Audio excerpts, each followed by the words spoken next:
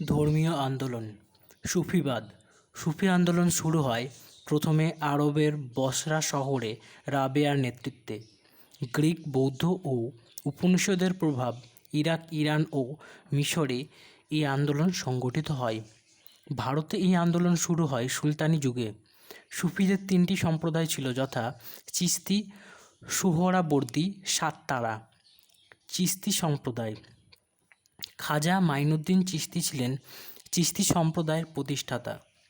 মূল কর্মকেন্দ্র ছিল চিশতি সম্প্রদায়ের অন্যান্য সন্তরা হলেন শেখ কুতুবউদ্দিন বখতিয়ার কাকি, নিজামুদ্দিন আউলিয়া, নাসিরউদ্দিন চিরাগ, সেলিম চিশতি।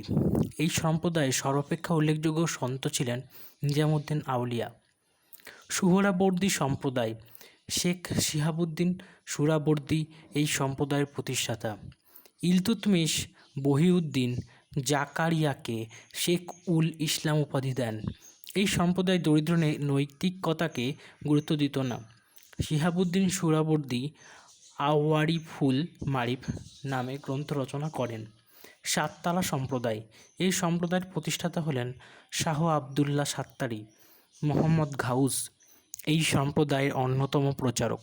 বাংলার সুলতান গিয়াসুদ্দিন আজম ও সম্রাট হুমায়ুন এই সম্প্রদায়ে শ্রদ্ধা করেন। এই ধর্মমতে সর্বধর্ম সমন্বয়, সর্বজীবে প্রেম, ঈশ্বরের প্রতি আত্মসমর্পণ, একেশ্বরবাদ সব কিছুই ঈশ্বরের অঙ্গ প্রভৃতি আদর্শ উচ্চারিত হয়েছে। সুফি কথার অর্থ হলো পশম। সুফিরা মোটা পশমের বস্ত্র দ্বারা নিজেদের আচ্ছাদিত করে রাখতেন বলে তাদের সুফি বলা হতো। মতান্তরে সুফি শব্দটি আরবি সাফা অর্থাৎ পবিত্রতা থেকে সুফি ধর্মের উৎপত্তি।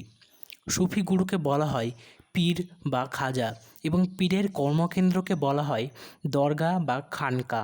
সুফি ধর্মের অনুগামীদের বলা হয় ফকির বা দরবেশ।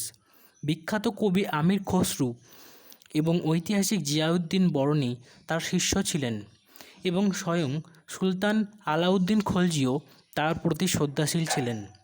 তার উল্লেখযোগ্য শিষ্য হলেন শেখ নাসিরউদ্দিন বা নাসিরউদ্দিন চিরাগ, যাকে চিরাগ-ই দিল্লি বা দিল্লির আলো বলা হতো।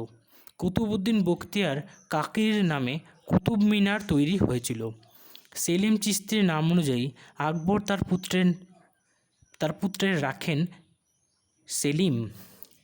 সুহরাবর্দী সম্প্রদায়ের কার্যকলাপ মূলত পাঞ্জাব, মুলতান ও বাংলায় সীমাবদ্ধ ছিল। শেখ শিহাবুদ্দিন সুহরাবর্দী ও হামিউদ্দিন নাগরী ছিলেন এই সম্প্রদায়ের বিশিষ্ট সন্ত। সুহরাবর্দী সম্প্রদায়ের লোক ছিলেন আব্দুল হামিদ লাহিড়ী। সাততারা সম্প্রদায়ের লোক ছিলেন তানসেন। তানসেনের পূর্ব নাম রামতনু পাণ্ডে। ইনি সেতার বাদক ছিলেন। ভক্তিবাদ। সুলতানি যুগে ভক্তিবাদ নামক একটি উদাহরণ ধর্মদর্শনের উদ্ভব ঘটে। ভক্তিবাদের মূল কলম হল অন্তরের পবিত্রতা, ঈশ্বরের প্রতি ঐকান্তিক ভক্তি, সৎকর্ম, সৎ আচরণ, জীবাত্মার সঙ্গে পরমাত্মার মিলন ও এক ঈশ্বরের বিশ্বাস। ভক্তি শব্দের অর্থ হল ভজনা, অর্থাৎ এক মতে ঈশ্বরের নামগান করা। প্রথমে দক্ষিণ ভারতে ভক্তি আন্দোলনের সূচনা হলেও পরে তা উত্তর ভারত ও পূর্ব ভারতে ছড়িয়ে পড়ে। শঙ্করাচার্য ভক্তির কথাটির উদ্ভাবক ছিলেন শঙ্করাচার্য। তার দর্শনকে অদ্বৈতবাদ বলা হতো। তিনি উপনিষদের উপরটি লিখেছিলেন। শঙ্করাচার্য 4টি মঠ তৈরি করেন: পুরী, দ্বারকা, সিঙ্গির ও বদ্রীনাথ। শঙ্করাচার্যকে জগৎগুরু বলা হয়। তিনি অদ্বৈতবাদের প্রবক্তা। ভক্তিবাদের মূল কথা হল আত্মার সঙ্গে পরমাত্মার মিলন। খ্রিস্টীয় 7ম থেকে দ্বাদশ শতাব্দীর মধ্যে দাক্ষিণাত্যে প্রকৃতপক্ষে ভক্তি আন্দোলনের সূচনা হয়। শৈব নায়নার এবং বৈষ্ণব আলওয়ার সম্প্রদায় এই আন্দোলনের সূচনা করেন। এদের সর্বশ্রেষ্ঠ দেবতা ছিলেন শিব ও বিষ্ণু। পরবর্তীকালে খ্রিস্টীয় 14দশ ও 15দশ শতকে ভক্তিবাদ এক ব্যাপক আন্দোলন রূপ ধারণ করে। ভক্তিবাদের প্রচারকেরা একেশ্বরবাদে বিশ্বাসী ছিলেন। রামানুজ একাদশ শতকে অন্ধ্রপ্রদেশের তিরুপতিতে জন্মগ্রহণ করলেও কাঞ্চিপুরমে বাস করতেন। তার দর্শন হল বিশিষ্ট দ্বৈতবাদ। তার শিষ্যরা শ্রী বৈষ্ণব, শ্রী সম্প্রদায় ও বেদান্ত দেশিক নামে পরিচিত। নির্মাম নির্মাঙ্ক সরি নির্মাঙ্ক নিম্বাঙ্ক ত্রয়োদশ শতকের ভক্তিবাদী প্রচারক ছিলেন। তার দর্শন হল দ্বৈত। তার প্রতিষ্ঠিত সম্প্রদায়ের নাম শঙ্করী সম্প্রদায়। তিনি সিদ্ধান্ত রত্ন ও বেদান্ত পারিজাত সৌরভ নামে দুটি বই রচনা করেন। সুরদাস 1483 থেকে 1563 খ্রিস্টাব্দ। তিনি বল্লভাচার্যের শিষ্য ছিলেন। তিনি কৃষ্ণের বাল্যকালকে নিয়ে গান করতেন। তিনি আগ্রা ও মথুরার মন্দিরগুলিতে সঙ্গীতের প্রচলন করেন। তিনি সুরসাগর, সুরওয়ালি গ্রন্থ দুটি রচনা করেন। তুলসীদাস 1532 থেকে 1623 খ্রিস্টাব্দ। উত্তর ভারতের ভক্তিবাদী আন্দোলনের প্রচারক ছিলেন। তিনি ছিলেন শগুন। তার লিখিত উল্লেখযোগ্য গ্রন্থ হল রামচরিতমানস, আওয়াধি, বিনয় পত্রিকা, গীতওয়ালি প্রভৃতি। ভবানী দাস, তার লিখিত গ্রন্থ দুটি হল সত্যপ্রকাশ ও প্রেম প্রকাশ। জগজ্জীবন দাস, তিনি সত্যনামী সম্প্রদায়ের প্রতিষ্ঠা করেন। রামানন্দ 15দশ শতক। তিনি ছিলেন রামের উপাসক। তিনি ছিলেন নির্গুণ ভক্তি ধর্মের প্রচারক। তার 12 জন শিষ্যকে বলা হতো অবধূত। এই 12 জনের মধ্যে উল্লেখযোগ্য হলেন কবির তাঁতি, রুইদাস মুচি ও পরমানন্দ। তিনি সংস্কৃতের বদলে হিন্দি ভাষাকে ধর্মপ্রচারের বাহন করেন। তিনি বলেন, কোনো মানুষের ধর্ম ও জাত জানতে যেও না। কবির 1440 থেকে 1518। বারাণসীতে মুসলিম তাঁতি পরিবারে পালিত কবির ছিলেন 16 শতকের একজন বিখ্যাত ভক্তি সাধক। তিনি ছিলেন রামানন্দের শিষ্য। দিল্লির সুলতান সিকান্দার লোদির সময়ে ধর্মমত প্রচার করেন।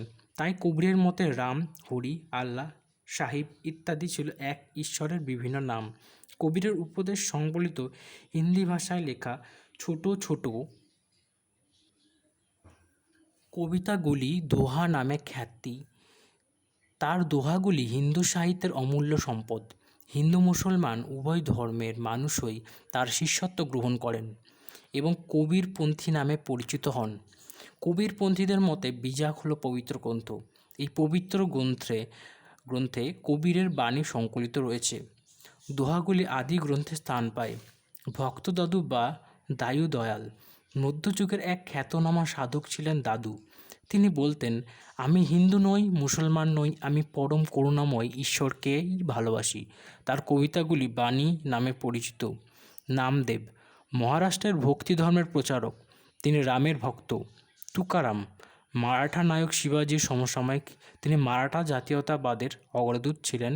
তিনি বরকুড়ি সম্প্রদায় গড়ে তোলেন। রামদাস মহারাষ্ট্রের অন্যতম ভক্তিবাদী প্রচারক। তিনি শিবাজির গুরু ছিলেন। তিনি 12 বছর ধরে সাধনা করেন। তিনি বলভীম সম্প্রদায় গড়ে তোলেন। তিনি আনন্দভুমন, দাসবোধ, করুণা শক্তি প্রভৃতি গ্রন্থ লেখেন। মীরাবাই মধ্যযুগের ভক্তি আন্দোলনের এক মহিলা প্রচারক ছিলেন। মীরাবাই তিনি চিতোরের রানী ছিলেন। তিনি ছিলেন কৃষ্ণ প্রেমে বিভোর। তিনি রাজপ্রাসাদের মোহ ছেড়ে মথুরা ও বৃন্দাবনে সাধু সঙ্গে কালাতিপাত করেন। মুঘল সম্রাট আকবর ভজন সঙ্গীত শুনতেন। গুরু নানক 1469 থেকে 1538 খ্রিস্টাব্দ। শিখ ধর্মের প্রবর্তক ও মধ্যযুগের ভক্তিবাদের অন্যতম প্রচারক ছিলেন গুরু নানক। লাহোরের তালবন্দি গ্রামে 1469 খ্রিস্টাব্দে ক্ষত্রিয় পরিবারে জন্মগ্রহণ করেন। তিনি ছিলেন একেশ্বরবাদী ও হিন্দু মুসলমান ঐক্যের উপর জোর দিতেন। তিনি নাম, ঈশ্বর চিন্তা, দান, স্নান, সেবা এবং সিমরান প্রার্থনা এই 5টি বিষয়ে গুরুত্ব দিতেন। শিখ ধর্মের বাণী গ্রন্থ সাহেব নামক গ্রন্থে সংকলিত রয়েছে। শিখ শব্দের অর্থ শিষ্য। চৈতন্যদেব 1468 থেকে 1533 খ্রিস্টাব্দ। পূর্ব ভারতের ভক্তিবাদের অন্যতম প্রবক্তা ছিলেন শ্রী চৈতন্য। আসল নাম ছিল বিশ্বম্বর মিশ্র। 1486 খ্রিস্টাব্দে নবদ্বীপের এক ব্রাহ্মণ পরিবারে জন্মগ্রহণ করেন। তার পিতা জগন্নাথ মিশ্র ও ও মাতা শচী দেবী। 11 বছর বয়সে তিনি পিতৃহারা হয়েছিলেন। এই সময় পণ্ডিত কেশব কাশ্মীরিকে তর্কযুদ্ধে হারিয়ে তিনি খ্যাতি অর্জন করেন। 22 বছর বয়সে ঈশ্বরপুরীর কাছে তিনি কৃষ্ণ মন্ত্রে দীক্ষা নেন। 24 বছর বয়সে সন্ন্যাসী হন। চৈতন্যদেবের গুরুর নাম কেশব ভারতী। চৈতন্যদেব ছিলেন বাংলার নব বৈষ্ণব ধর্ম বা গৌড়ীয় বৈষ্ণব সম্প্রদায়ের প্রবর্তক। তিনি বাংলার সুলতান আলাউদ্দিন হোসেন শাহ ও উড়িষ্যার গজপতি প্রতাপ রুদ্রদেবের সমসাময়িক ছিলেন। নববৈষ্ণব ধর্মের প্রবর্তক চৈতন্যদেবের শিষ্যদের মধ্যে ছিলেন নিত্যানন্দ, যবন হরিদাস, রূপ গোস্বামী, জীব গোস্বামী, জগাই, মাধাই প্রমুখ। 1533 খ্রিস্টাব্দের 9 জুলাই 48 বছর বয়সে নীলাচলে পুরী চৈতন্যদেব দেহরক্ষা করেন। বিজয়নগর সাম্রাজ্য। বিজয়নগর সাম্রাজ্যের আবির্ভাব ঘটে 1336 খ্রিস্টাব্দে। রাজনৈতিক ও সাংস্কৃতিক আন্দোলনের প্রভাবে তুগলক সাম্রাজ্যের থেকে দাক্ষিণাত্যের বিজয়নগর আলাদা হয়ে যায়। 1336 খ্রিস্টাব্দ থেকে 1485 খ্রিস্টাব্দ পর্যন্ত সঙ্গম বংশের রাজারা রাজত্ব করে এবং 1485 থেকে 1503 খ্রিস্টাব্দ শালুব বংশ এবং 1505 থেকে 1570 খ্রিস্টাব্দ তুলুব বংশের রাজা রাজত্ব করে।